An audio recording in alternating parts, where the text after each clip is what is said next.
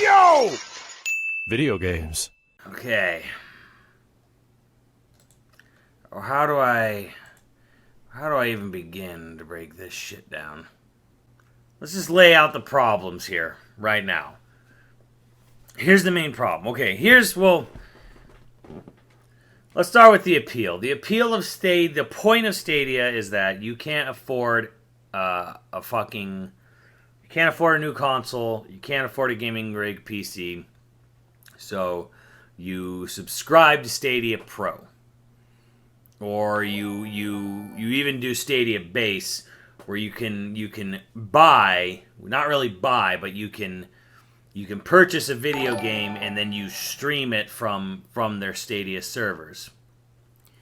So the idea here is that if you can't afford a console and you can't afford a gaming rig PC, you'll either sign up for $10 a month, or you'll just buy games on an individual basis. Where you're not really buying them; you're just buying the ability to stream them. So, it's $120 a year.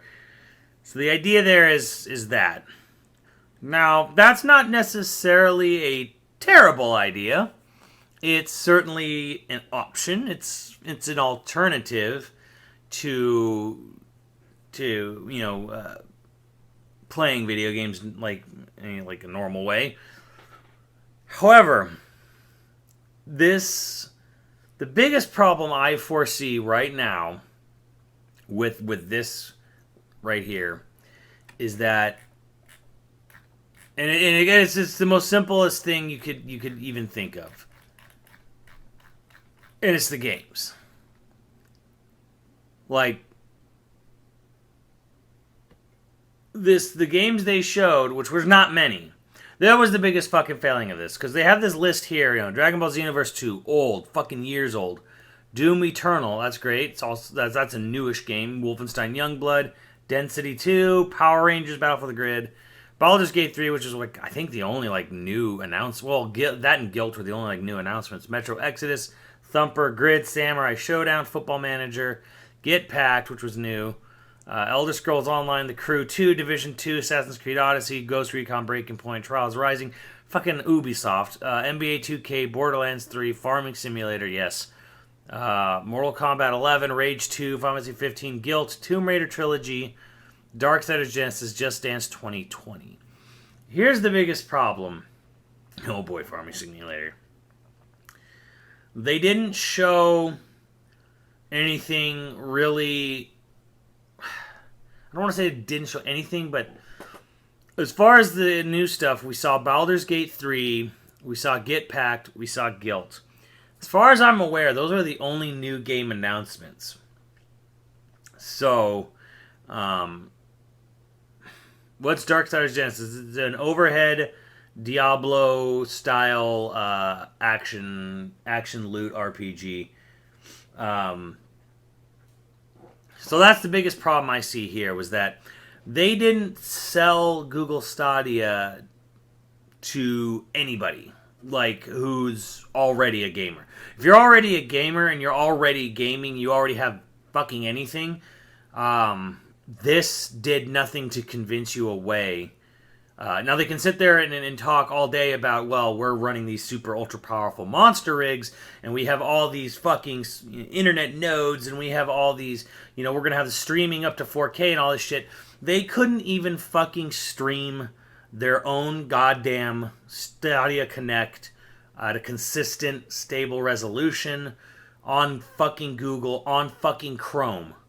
So I don't have any goddamn faith, Arthur, in this thing actually performing well. And I pay for the absolute highest tier internet I can in the Los Angeles region.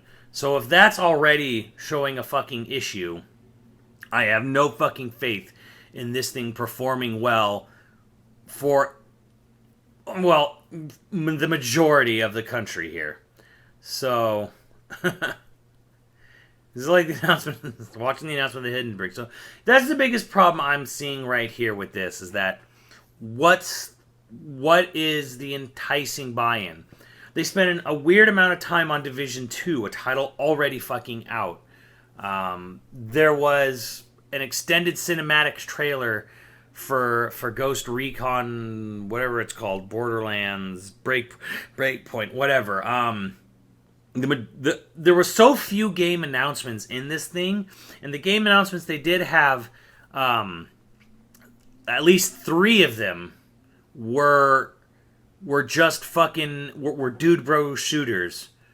Like Division 2, you could argue is a loot shooter. Density 2 is a loot shooter. And then we don't really know what Ghost Recon Breakpoint, but it is definitely a dude bro cooperative shooter. I mean, if you really like, Density and Ubisoft shooters, I mean, I guess. But here's the thing: there are like the Ubisoft games. Well, Division 2 is already out. I mean, Breakpoint's going to be available on everything else. What is the enticement for anyone who's not, for anyone who is in any way, shape, or form already gaming on something? And I think the biggest problem here is that I don't see any fucking reason to bother with this at the moment. I don't see. I mean, I can see it in a sense where it's like I can't afford any of the other stuff, so I'll pay $10 a month. But then again, then there you go. You're paying $120 a year. And that's a weird thing to do, where like the only real advantage of it is for people who are frugal or just can't afford much. So, but then they tie it in by trying to sell you with the $70 controller, and they want you to use a expensive ass Chromecast thing if you want to play it on your TV. So it kind of almost doesn't know what it wants to be. Like, between a really cool new tech savvy game device for the ultra hip and plugged in, or does it want to be the ultra value product for people who don't have a lot of spare cash on hand? If you don't have a lot of spare cash on hand, you have 2 problems. You need to have one of these $70 Google controllers, or one of these $60, $70 Sony, Microsoft, Nintendo controllers, which already right there is a ton of, that's a chunk of money. And then you got to start paying $10 a month. And again, I have no faith at all by their own broadcast on this fucker that the internet connection's going to be stable.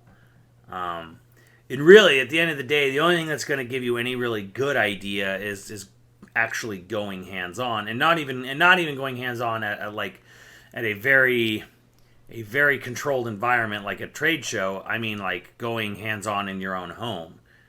So, I mean, I think the idea would be interesting to play something like Sam Show or MK11 on Stadia and see how it performs from your own home. And that's really going to be the only way to know or get a really good idea of what you're dealing with here. And yeah, I don't know. It's the whole thing just seems to me like a very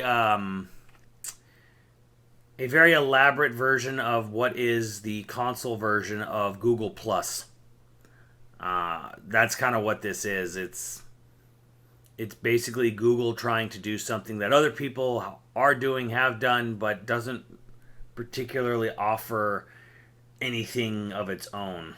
Well, I don't really live in an area where I have a data cap, but I could foresee this being a huge issue in areas that do enforce data caps. And of course, if you're using your mobile phone and using data off your mobile device, that's probably not going to be anything that you want to think about.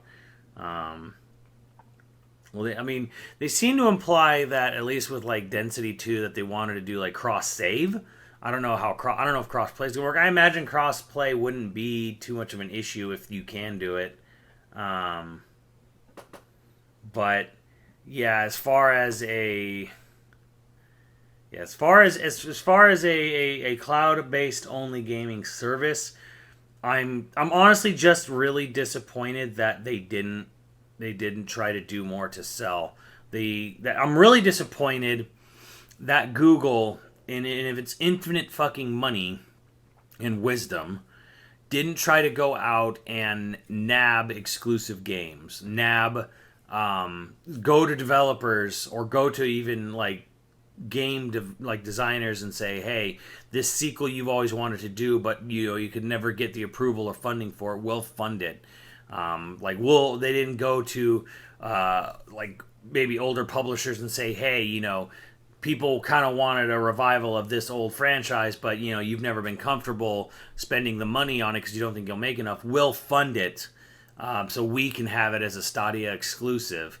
I know people don't like exclusives, but if you're going to try to sell me on a new platform, I think you need to have exclusives or something, something to entice me. Because what is the point right now? So I'm kind of just disappointed that like there's really nothing here that I'm looking at that there's a scant handful of new game announcements. Most of it is old games or previously announced games for other things. So yeah, that's where I'm at with this thing. It's just I have no faith in the service, the streaming actually working 100% like they think it will. I don't know what there is any reason for someone who has a gaming rig PC and the current generation of console. There's nothing here for me to switch over, and then there's no exclusive games. Like if there were like at least good exclusive games, I'd be fine with a Stadia base and saying, okay, well there's exclusive games, I'll sign up for Stadia base and I'll play those games when they come out on the base console at least, or the base price point at least. But I mean, like, oh, we're only gonna give you stereo sound on base. We're not gonna give you 5.1. Like it fucking costs you them any more to stream 5.1 versus stereo sound. Jesus. So yeah, it's definitely something that I don't get. Using Density 2 as sort of their flagship title. That's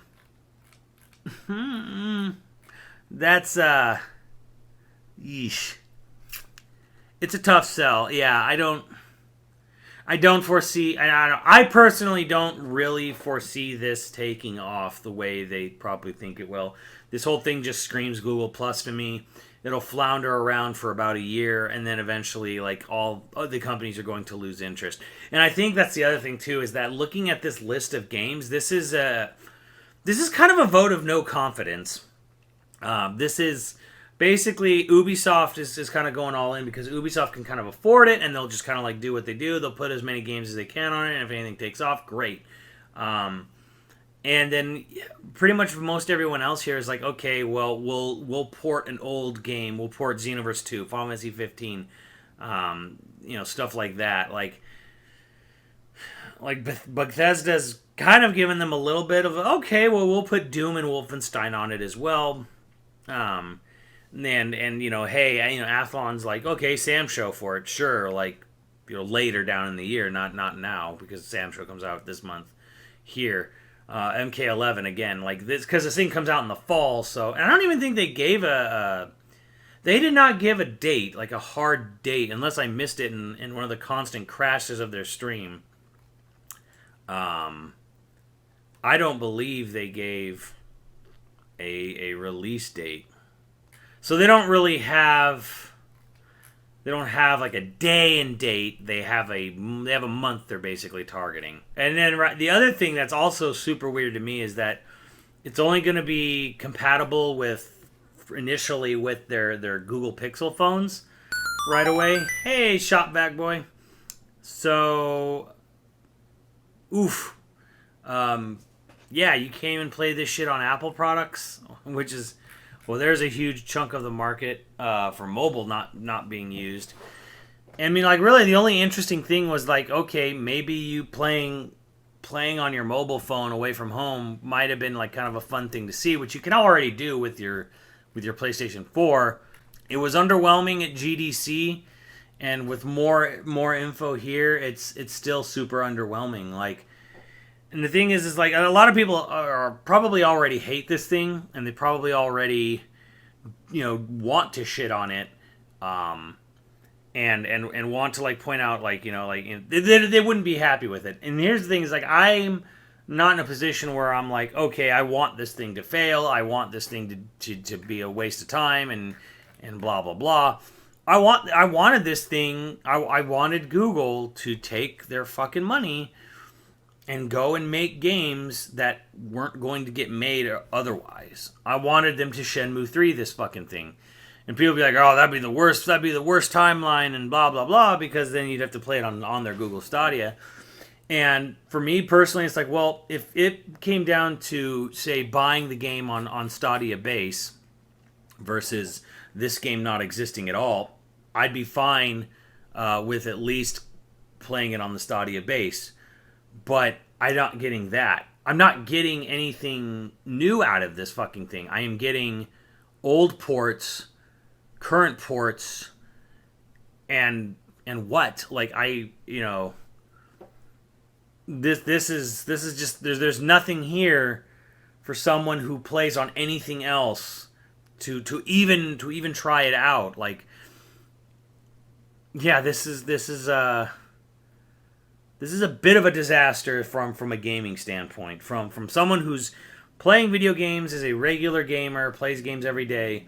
This is kind of a disaster for me.